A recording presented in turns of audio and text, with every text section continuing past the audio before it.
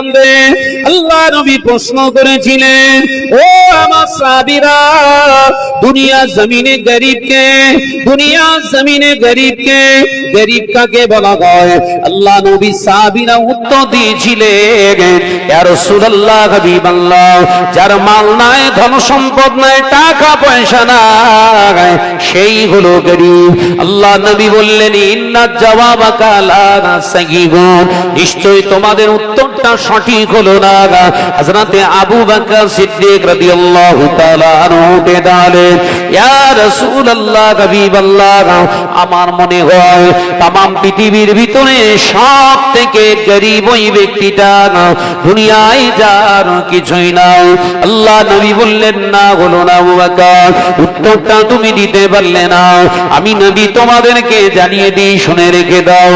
ও আমার সাহাবীরা, একটা আল্লাহর আবেদন দাও, ময়দানে মাহশরে উঠবে, হজ থাকবে, নামাজ থাকবে, রোজা থাকবে, দুনিয়া জমিনে বড় বড় বড় নেক কাজ করেছে ওই আল্লাহর বান্দা, 70 বছরের আবেদ একজন বান্দা, 70 বছরের ইবাদতকারী, আল্লাহ তাআলার সম্মুখে যখন উঠবে, ওই ব্যক্তিটার পিছনে কিছু ব্যক্তি দাঁড়িয়ে যাবে। ও রব্বুল আলামিন, ওটা ছিল আমার স্বামী, ওটা ছিল আমার আব্বা, ওটা ছিল আমার ভাই, ওটা ছিল আমার সন্তান। আল্লাহ, আল্লাহ, ওনার বিরুদ্ধে আমাদের এলিগেশন আছে, ওনার বিরুদ্ধে আমার ব্লেম আছে, অভিযোগ আছে।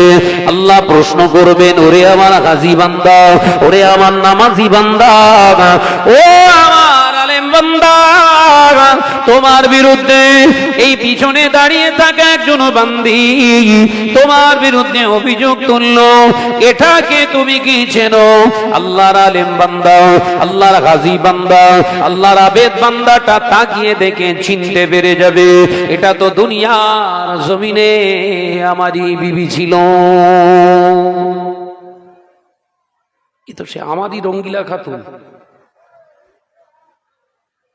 উঠতে বসতে খেতে যার কথার একটা অবাধ্য হতাম না আমি, আমার সেই বিবি, 40 বছর ধরে সংসার করেছি, আল্লাহ দুনিয়াদারি করেছি, আমার বাচ্চা কাচ্চা ওই মানুষ করেছে। দেখো তোমার বিরুদ্ধে কি এলিগেশন নিয়ে এনেছে, বলে অভিযোগ তুলছে কি? আল্লাহ দেখো না, তুমি 5 ওয়াক্ত নামাজ পড়তে, তুমি রোজা রাখতে, তুমি তাহাজ্জুদ পড়তে, তুমি মসজিদের সেক্রেটারি ছিলে, হাজী সাহেব ছিলে, তুমি সব বলছে তোমার বিবি, তুমি এগুলো করতে, তোমার বিবি সাপোর্ট দিচ্ছে, কিন্তু ওর একটা কথা আছে, কি? ও তোমার বাড়িতে থেকেছে, খেয়েছে, কিন্তু নামাজ পড়িনি। শুনছো? মাথায় ঢুকছে ভাব না? কি বলছে?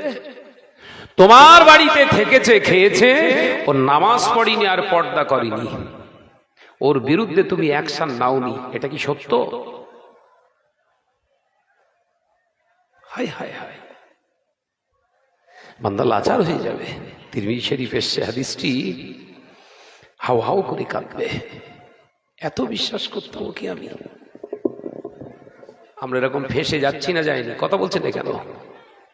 এরকম বিবিদের প্রবণতায়, এরকম প্লোবনে আমরা ফেঁসে আছি না নাই? শক্ত হন। যৌবন শক্তি থাকলেই যে আপনি পুরুষ, আসলে তা নয়। চতুষ্পদ জন্তু জানোয়ারের ভিতরেও যৌবন শক্তি আছে না নাই? আপনি একজন মানুষ, প্রথম পরিচয় হচ্ছেন আপনি একজন মানুষ, এবং তার ভিতর দিয়ে দ্বিতীয় পরিচয় আপনি একজন মুসলমান। একবার জোরে বলবেন না সুবহানাল্লাহ? আপনি দ্বিতীয় পরিচয় আপনি মুসলিম হলেন, তৃতীয় পরিচয় অন্যের স্বামী আপনি। কথা বলছেন না কেন? এই তিনটে দায়িত্বটা পালন করুন। প্রথম নাম্বারে একজন আপনি মানুষ, মনুষ্যত্বের উপরে প্রতিষ্ঠিত হন। আলোচনা বুঝছো তো বাপ? কাহিনী টাইনি বলে লাভ নেই, জিন্দেগি তৈরি করার কিছু নসিহত শোনেন। এত কোরআনের হাদিস আপনাদেরকে বলতে পারবো না আমি। সমাজে চলছে দেখছি, একটা আয়াতের সঠিক মূল্যায়ন করা শিখুন, একটা আয়াতের সঠিক মূল্যায়ন করে এখান থেকে বাড়ি চলে যান, রাত্রে ঘুমিয়ে পড়ুন। এই নিয়েতে এই যে আয়াতটা আমি শ্রবণ করেছি, এই আয়াতটার উপরে আগামী কাল থেকে আমার জীবন ইনশাল্লাহ শুরু করব। আপনার নামায় আমলে 80 বৎসরের ইবাদতের সওয়াব আল্লাহ দান করবে। জোরে বলেন। জোরে হলো না? জোরে বলেন। নিয়ত করেন। ওয়াজ শোনা মানে কিছু হলো না, শুনে নিজের জীবনে প্রতিজ্ঞাবদ্ধ হতে হয়। তাহলে এই ওয়াজটা আপনার জীবনে কামিয়াবির রাস্তা খুলে দেবে। ভাইরা আমার, নজনেরা, যুবকেরা, ছেলেরা, বাচ্চারা, পর্দারা, সিনামা ও বোনেরা, ওই সময় আল্লাহ পাক বান্দাকে জিজ্ঞাসা করবে, ওরে আমার আলেম বান্দা, ওরে আমার হাজি বান্দা, ওরে আমার আবেদ বান্দা, তোর বিবি বলছে তোর ঘরে থাকতো, তোর ঘরে থাকতো, সে পর্দা করতো না, বাজারে ঘোরাফেরা করতো খোলামেলা, বেগানা পুরুষের সঙ্গে অবৈধ সম্পর্ক, কথাবার্তা বলতো, তার বিরুদ্ধে তুই কোনো স্টেপ নিতিস না। যদি তরি তরকারে লবণ কিংবা লঙ্কা বেশি খেয়ে যেত, হলুদ যদি বেশি খেয়ে যেত, তার বিনিময়ে তুই বিবিকে বকেছিস। কিন্তু এক ওয়াক্ত নামাজ কাজা করে বিবি তোর পাশে শয়ন করত, তুই কোনোদিন বিবির বিরুদ্ধে কথা বলতিস না। এইরকম একটা এলিগেশন তোর বিরুদ্ধে তোর বিবি জমা করেছে। কোথায় ঘা মেরেছে বুঝতে পেরেছেন? এগুলো করি না, কথা বলছেন না কেন? তরি তরকারি কোনো একটা মাল মশলা কম পড়ে গেছে, একদম খেঁকি কুকুরের মতো খ্যা খ্যা খ্যা করে আওয়াজ করি। আবার কিছু কিছু হাজব্যান্ড আছে, ওই গরম তরকারি বিবির মুখে ছুঁড়ে মারে, এইলে তুই খা। আছে না? নাই? জোরে বলেন না রে বাবা। হ্যাঁ, ঘুরিয়ে দাও, একদম ঘুরিয়ে দাও ভাই, মোর ভাই। এবার ঠিক আছে না? অনেকটা ঠিক আছে। আমি ওকে বলেছি কিন্তু ঘোরায়নি। কেন বলেন দিন? ঘোরাতে বললি যদি আর ভাইজান বলে ভলিউম বাড়াও, ওই জন্য কি একটুখানি হাতটা দিয়ে চলে এসে ঠিক আছে।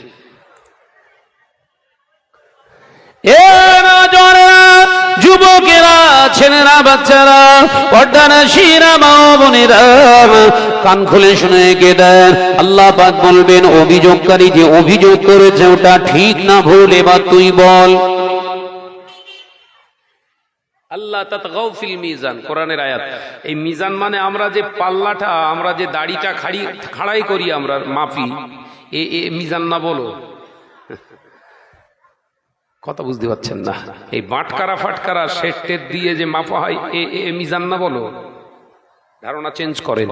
মিজানটা হবে কি? কিরামান কাতিবিনা ইয়ালামুনা মা তাফআলুন। আল্লাহ কোরআনে জানিয়ে দিয়েছে, ফেরেশতাদ্বয় যে আপনার সমস্ত কর্মগুলোকে লিপিবদ্ধ করেছে, ওই লিপিবদ্ধটা আপনার হাতেই তুলে বলা হবে, বান্দা বল কোন জায়গা থেকে তুই সৎ আর কোন জায়গা থেকে তুই অসৎ বিচার কর। একবার জোরে বলবেন না সুবহানাল্লাহ? কতটা তুই সৎ কাজ করেছিস আর কতটা অসৎ কাজ করেছিস। কিরামান কাতিবিনা ইয়ালামুনা মা তাফআলুন, তোর সমস্ত কর্মলিপি তোর সামনে পেশ করলাম, দেখ। বান্দা দেখবে, দুই মস্তান সর্বনাশ করে ফেলল। আল্লাহর বান্দা বান্দি লাচার হয়ে যাবে। আল্লাহ, এ আমলনামা আমার। দুনিয়ার জমিনে যারা মিথ্যা বলতো, দুনিয়ার জমিনে যারা চটকদারি করত, দুনিয়ার জমিনে যারা ধোঁকা দিত, এরা অস্বীকার করবে সেদিনেও। মিথ্যার গুণ দেখেছেন কিরকম? আপনি মিথ্যার উপরে ইস্তেকামাত দিলে, ধোকার উপরে আপনি দৃঢ়তার সঙ্গে জীবন যাপন করলে, সেদিনেও আপনি ধোকাবাজ হিসেবে আল্লাহর সামনে আপনার রূপ চেহারা ফুটিয়ে তুলবে। আল্লাহ, এই কর্মফলা আমার না, আমার এই কর্ম নয়, আমি এরকম কাজ করিনি। চাঁদপুরে জলসায় গিয়েছিলাম, গিয়ে ডাইরেক্ট মজলিসে বসেছিলাম। আমার আল্লাহ বললেন, শুধু তোর কর্ম আমি লিখে রাখিনি, আমার কুদরতি ক্ষমতা ভিডিও করে রেখেছি। জোরে বলুন সুবহানাল্লাহ। ক্লিয়ার? লেখা হয়তো তুই অবিশ্বাস করবি, ওই জন্য আমি আল্লাহ ফারিস্তাদের আর একটা বলেছিলাম, ওটা পুরো নোটেড কর, তার সঙ্গে ভিডিও রেকর্ডিংটাও কর। দুনিয়ায় ওয়াজ নসিহত করতো, দুনিয়ায় ও বিরাট গান বাজনা শুনতো, সব রেকর্ডিং এর মাধ্যমে। ও রেকর্ডিং বিশ্বাসী প্রচুর, তাই রেকর্ডিং কর। ময়দানের মহাসারে যেন কোনো জায়গা থেকে ফাঁক ফোকর না পায়। দেখ বান্দা তুই চিনতে পারিস কিনা। খড়ুয়া চাঁদপুরে জলসা এসে পরের মেয়ের পিছনে পিছনে ঘুরছি, সে ভিডিও ফুটেজটা বার করেছে। পরের বইয়ের সঙ্গে গল্প করছি, পরের সুন্দরী মেয়ের দিকে খারাপ ইঙ্গিত করছি, পরের খারাপ মেয়েটা আমার দিকে ফিরে ইঙ্গিত করছে। এই ইঙ্গিতপূর্ণ সব তথ্য ফ্লাশ হয়ে যাবে, বান্দা এবার কাঁদবে। বান্দা এবার কাঁদবে। এই যে আল্লাহ পাকের সামনে মিথ্যা অজুহাত খাড়া করার কারণে আল্লাহ বলবেন তোর আর হিসাব হবে না, লা হিসাবা ফাদলাহু ফিন্নার, ঠ্যাং ধরা জাহান্নামে ফেলে দেবে। কথা বুঝতে পারছেন না? সত্যের গুণ কি? আপনি স্যালেন্ডার হয়ে যাবেন, সত্য স্বীকার করবেন, হ্যাঁ আমি আমার ভুল হয়ে গেছে, আমি অপরাধ করে ফেলেছি। আল্লাহ রসুল বললেন আপনি ক্ষমা পাবেন। একবার জোরে বলুন, জোরে বলছেন না? স্লিপ অফ টান, আমি কথা বলতে বলতে একটা বেফাস কথা বলে ফেলেছি, হ্যাঁ এটা আমার বলা ঠিক হয়নি, আমি অনুশোচনা, আমি এর জন্য দুঃখিত, আমি অনুশোচনায় ভুগছি, এটা আমার ঠিক হয়নি। রাসূলুল্লাহ বললেন এই নাজাতের রাস্তা পেয়ে গেছে। একবার জোরে বলুন না, একবার জোরে বলেন না। না আমি বলতে চেয়েছি কিন্তু এইভাবে ব্যাখ্যা করা ঠিক হয়নি, তার মানে কি ও এখনো তার উপরে ইস্তেকামাত আছে। কথা বুঝতে পারছেন না? কথাটা ভুল, কথাটা অন্যায়, কথাটা রং প্রমাণিত হয়েছে হাদিস কোরআন থেকে, তারপরেও ও ঘুরিয়ে ঘুরিয়ে ঘাস খাওয়ার চেষ্টা করছে। না আমার কথাটা ঠিক, আমি বলতে চেয়েছিল এটা, তা কি ভুল হয়েছে আপনি বলেন তো একটু, বলেন বলেন। তা তিনি বললেন না, দলের লোক তো, তিনি বললেন না ভাই আপনার ভুল হয়নি, আপনি একদম কংক্রিট জায়গায় আছেন। এখন ভাই অন্ধ মানুষ যদি এই দিনের খবর দিতে পারত, তাহলে তো দিন আর দুনিয়ার জমিনে আর অন্ধকার পার্থক্য থাকতো না, থাকতো কি? ওই জন্যই তো আল্লাহ দিন আর রাত, চোখ ওয়ালা আর চোখ কানা দুটো পার্থক্য রেখে দিয়েছে। কথা ঠিক না ভুল জোরে বলেন? অন্ধ আর প্রকৃত চোখ ওয়ালা, ওই জন্য তো বলা হয়েছে শিক্ষিত আর মূর্খ। শিক্ষিত আর মূর্খ দুটো এক, রাত আর দিন দুটো এক, বড় লোক আর গরিব লোক এক, সব আলাদা আলাদা তো নাকি?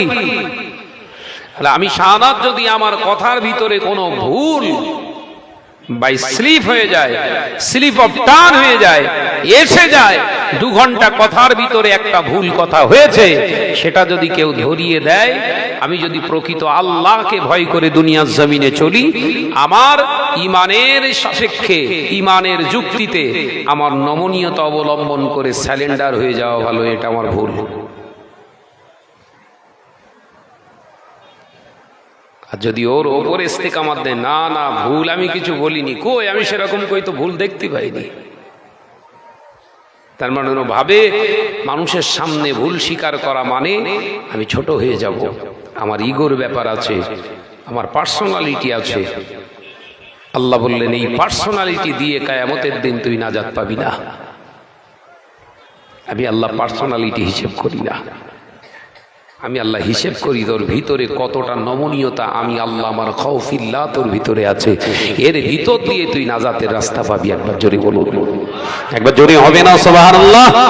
ও নজনে যুবকেরা, ছেলেরা, বাচ্চারা, পর্দারে শিনা মা বোনেরা, আল্লাহ নবী পাক জবানে জানিয়ে দিলেন ওই সময় দেখতে পাওয়া যাবে আল্লাহর বান্দার বিরুদ্ধে অভিযোগ দায়ের করবে তার বিবি, ও রব্বুল আলামিন আল্লাহ 40টা বছর ধরে ঘর সংসার করলাম, নামাজ পড়তাম না, রোজা করতাম না, পর্দা করতাম না, দুনিয়া যত খারাপ কাজ ওর ঘরে থেকেই করেছি। ও আমার বিরুদ্ধে কোনোদিন প্রতিবাদ করেন না, আমার কর্মের বিরুদ্ধে কোনোদিন প্রতিবাদ করেন না। আমার আল্লাহ বলবেন বান্দা দুনিয়া জমিনে আমার হাবিবের কাছ থেকে গিয়ে শুনিসনি আর রাজুলুর নিকাউ শর্তুন সালাসা, একজন পুরুষ বিয়ে করতে গেলে তার 3টে শর্ত। এক পুরুষ বান্দা আবেদ বান্দা 3টি শর্ত মেনে তুই যদি বিয়ে করে থাকে তো 3য় নম্বর শর্ত হলো তোর বিবির ভরণ পোষণের দায়িত্ব তোর নিতে হবে।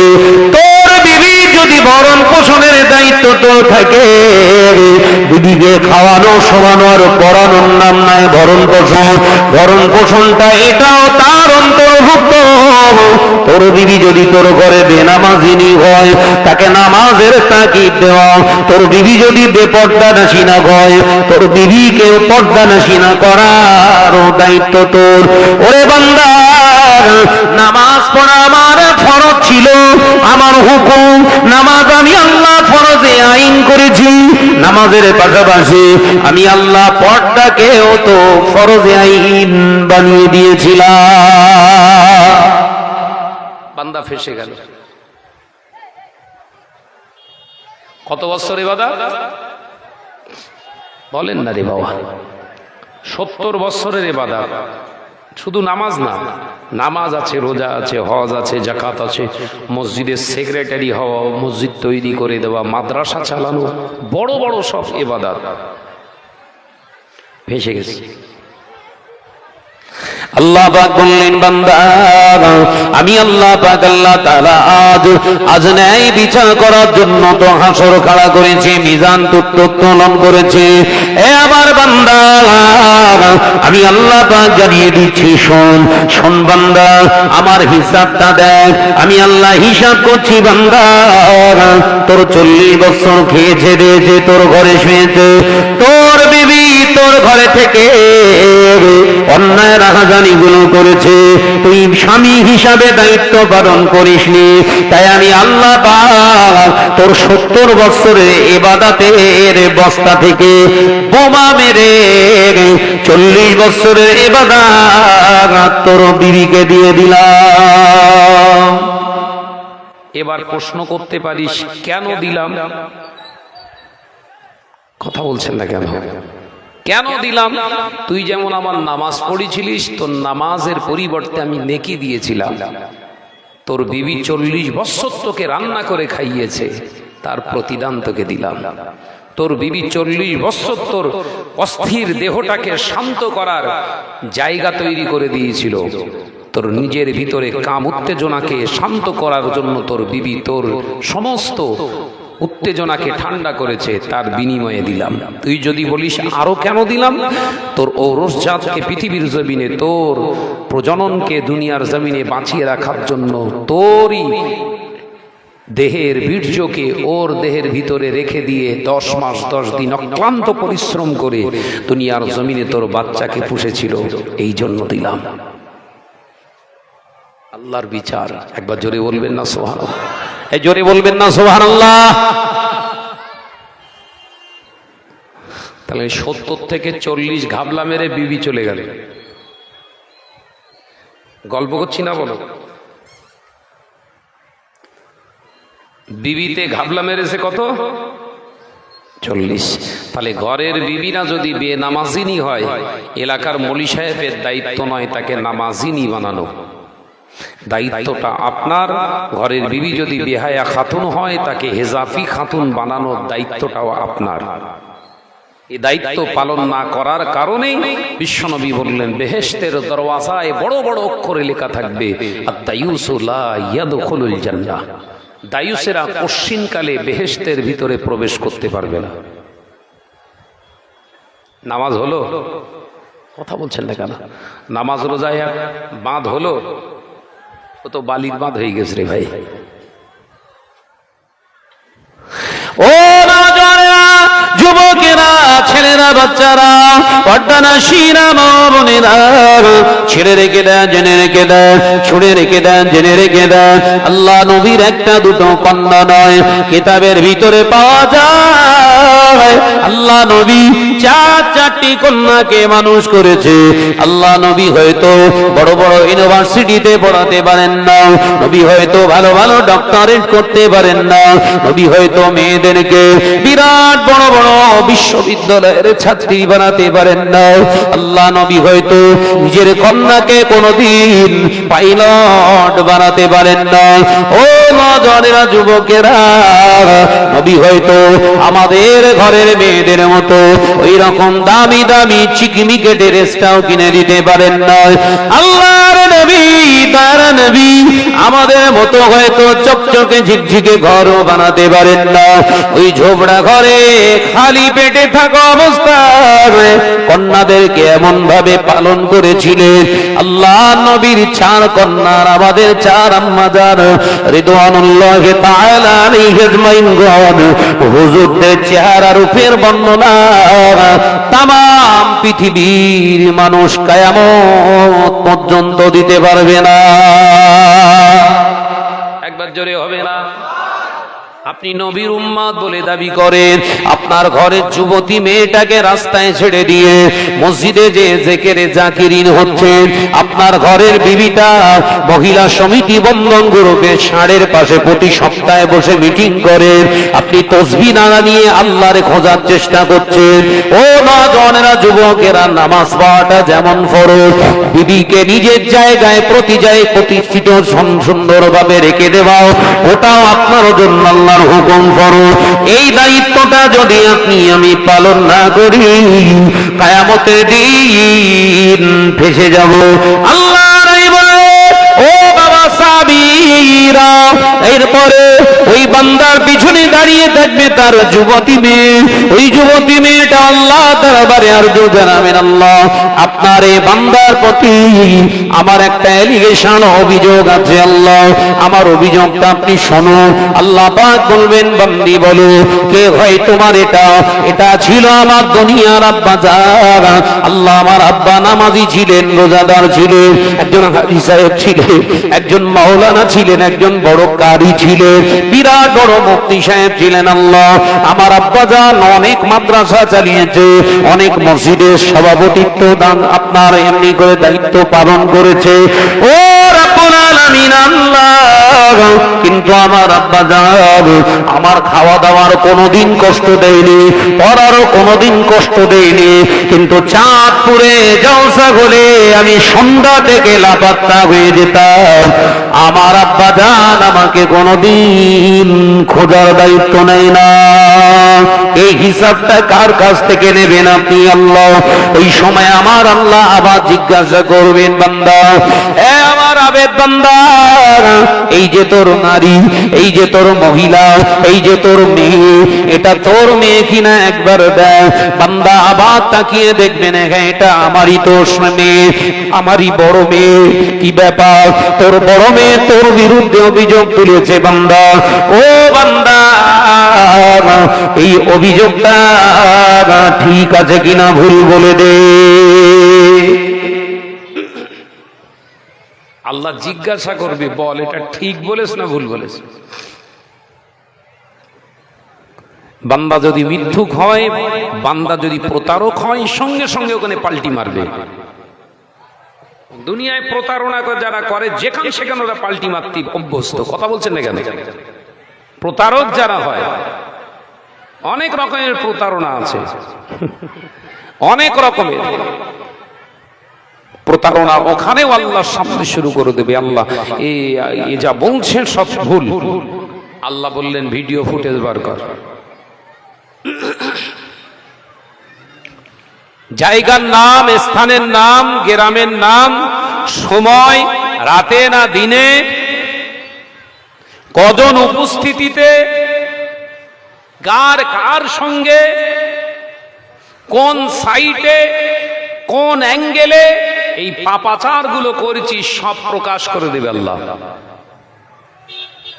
আল্লাহ সব বান্দার বান্দির কিন্তু প্রকাশ করবেন না, কারণ ময়দানের মাহশারে কিতাব এসেছেন, ময়দানের মাহশারে বহু বান্দা বান্দির প্রতি আল্লাহ নিজের নাম ইয়া সাত্তারুল উয়ুব, আল্লাহর একটা নাম কি ইয়া সাত্তারুল উয়ুব, আল্লাহ এই নামের প্রক্রিয়া আমলটা সেদিন আল্লাহ করবে। একবার জোরে বলুন না, একবার জোরে হবে না? তার মানে আল্লাহর প্রকৃত এই অয়ুব শব্দের অর্থ হলো আল্লাহ পাকের গোপনীয় চাদর, গোনা প্রকাশ না করার চাদর দিয়ে তিনি আয়েব দিয়ে বান্দার গোনাকে ঢেকে রেখে দেবেন। একবার জোরে বলুন, একবার জোরে হবে না সুবহান।